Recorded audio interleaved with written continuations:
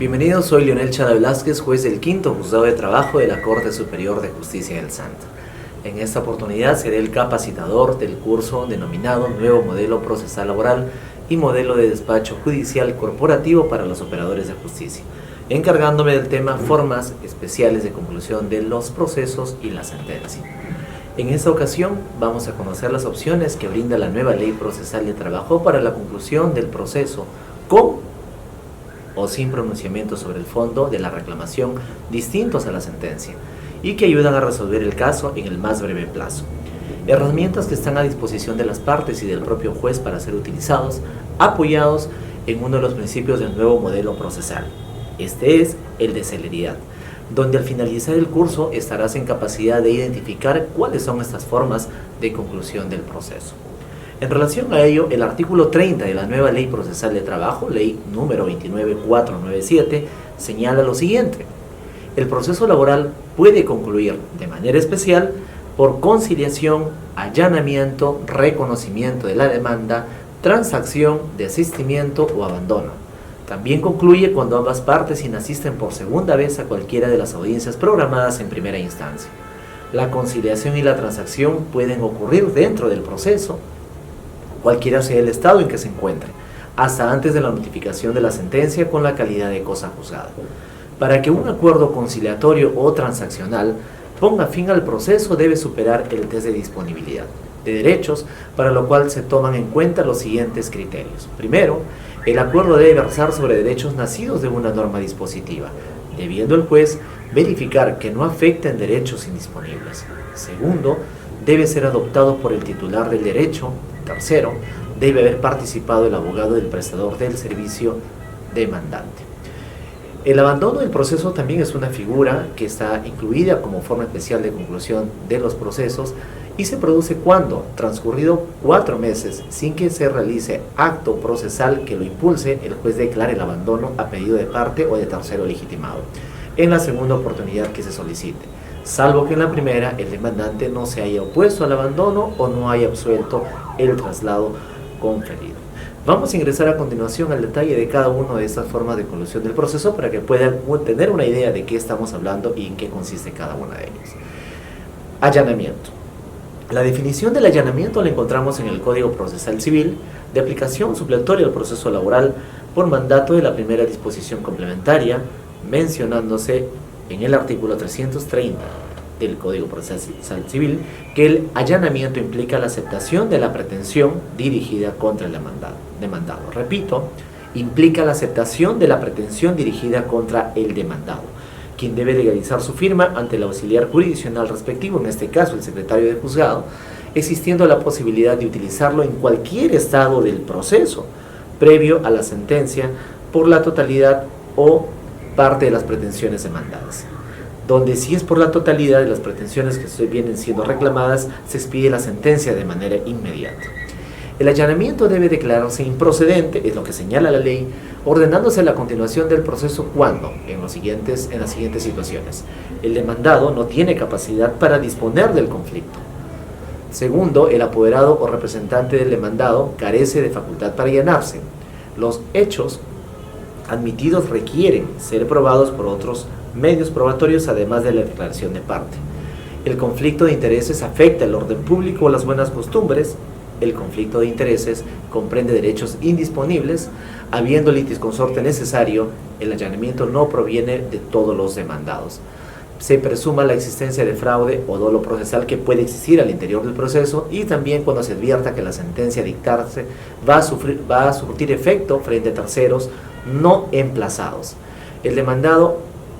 Cuando el demandado es el Estado u otra persona de derecho público, salvo que su representante tenga autorización expresa. En estas situaciones el allanamiento debe estar declarado improcedente. Segundo, tenemos el reconocimiento.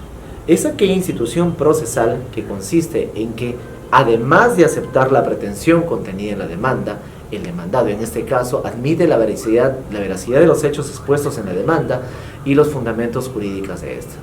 El demandado puede reconocer la demanda en cualquier estado del proceso previo a la sentencia, procediendo respecto de alguna de las pretensiones demandadas o también por la totalidad. Si se reconocen todas las pretensiones, el juez está en la obligación de expedir sentencia de manera inmediata. Es decir, que si bien es cierto en el allanamiento hay un reconocimiento de la pretensión, en el reconocimiento existe el reconocimiento de la pretensión y también los fundamentos en que se sustenta. Transacción. La encontramos en el artículo 334 del Código Procesal Civil, que hace referencia a la posibilidad que tienen las partes de transigir su conflicto de intereses, incluso durante el recurso de casación y aun cuando la causa esté al voto o en discordia. Debe realizarse únicamente por las partes o quienes en su nombre tengan esa facultad expresa para hacerlo. Es requisito para la transacción que se presente por escrito, precisando el contenido y legalizando sus firmas ante el secretario respectivo. La transacción tiene una particularidad, esta es la existencia de concesiones recíprocas tanto del demandante como el demandado, siempre que versen sobre derechos patrimoniales y no afecte el orden público o las buenas costumbres. Si la transacción recae sobre alguna de las pretensiones propuestas o se relaciona con alguna de las personas, el proceso continuará respecto de las pretensiones o personas no comprendidas en esta transacción. Desistimiento. Conforme el Código Procesal Civil, son dos formas de desistimiento que existen. Estas son, primero, el desistimiento del proceso o de algún acto procesal, y segundo, el desistimiento de la pretensión. Respecto al primero, se interpone antes que la situación procesal que se renuncia haya producido efecto. Da por concluido el proceso sin afectar la pretensión, y cuando se formula después de notificada la demanda requiere necesariamente la conformidad del demandado expresada dentro del tercer día de notificado o en su rebeldía. Segundo, tenemos el desistimiento de la pretensión. Procede antes de que se expida sentencia en primera instancia, salvo que sea convencional. La resolución que lo aprueba produce los efectos de una demanda infundada con la autoridad de cosa juzgada. No requiere la conformidad del demandado a diferencia del desistimiento del proceso, debiendo el juez en este caso revisar únicamente la capacidad de quien lo realice y la naturaleza del derecho que sustenta la pretensión, teniendo en cuenta lo dispuesto sobre la improcedencia del allanamiento en lo que corresponde. Puede ser parcial, claro está, solo por alguna de las pretensiones, debiendo continuar el proceso respecto a las demás. Abandono.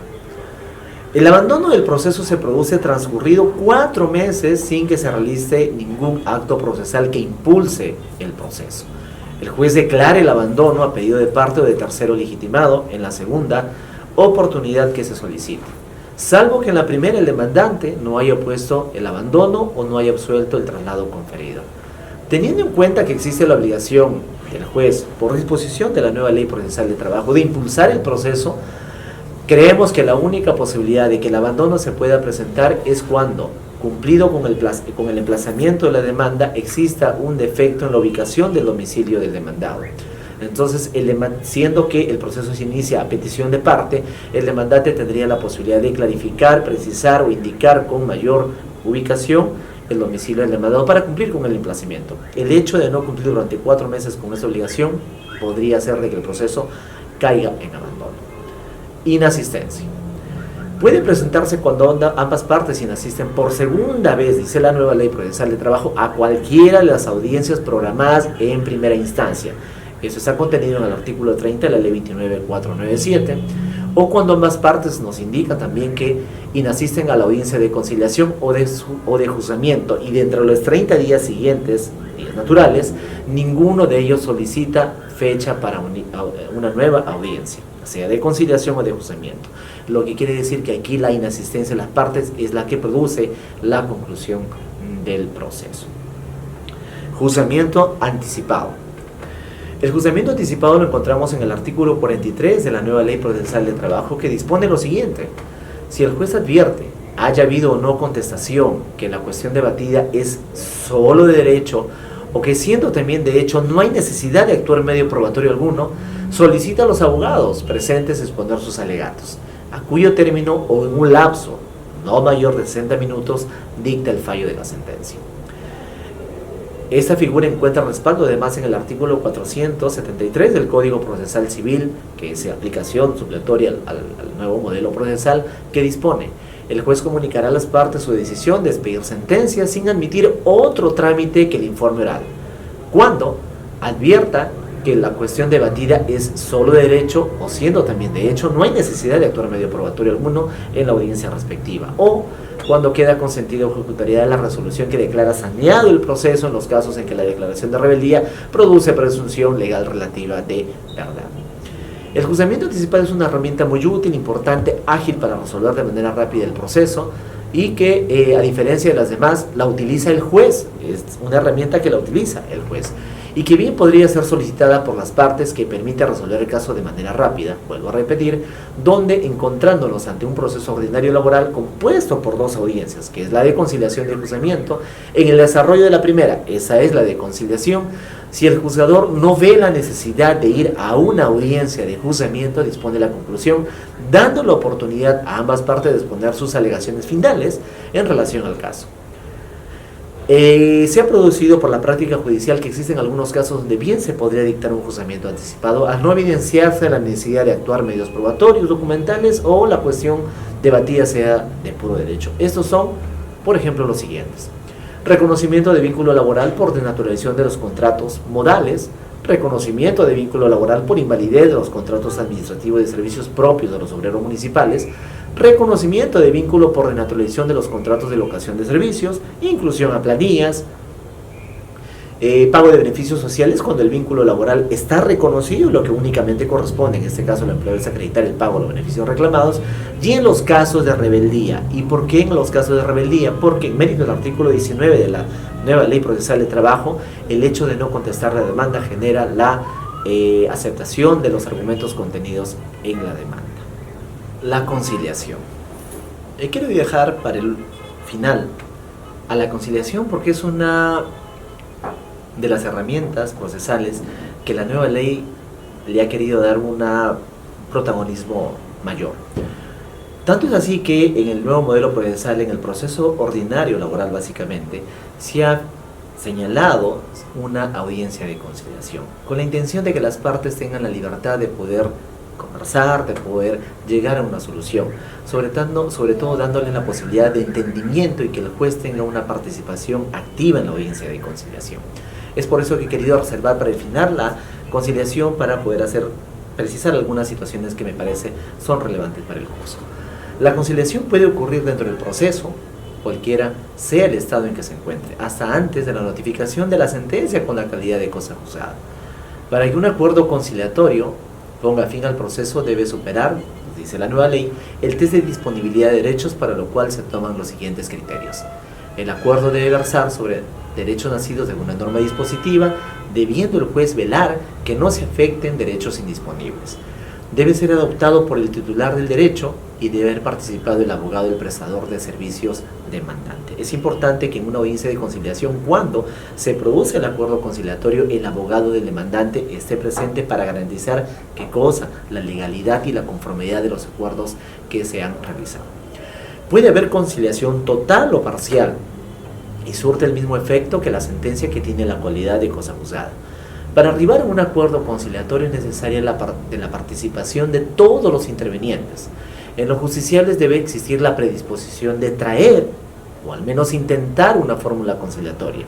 Y del juez, como participante activo de la conciliación, debe estar en condiciones de proponer alguna alternativa, para lo cual es necesario que conozca el caso. Durante estos casi 8 años de vigencia de la nueva Ley Procesal de Trabajo en la Corte Superior de Justicia del Santa, no se ha logrado elevar el porcentaje de casos conciliados, al existir todavía resistencia de los empleadores de traer fórmulas conciliatorias, viendo en la dilación del trámite del proceso la solución a sus intereses, sin tener en cuenta que el tiempo le genera mayores gastos, como el pago de intereses legales que fácilmente podrían dejarse de lado al momento de celebrar un acuerdo conciliatorio.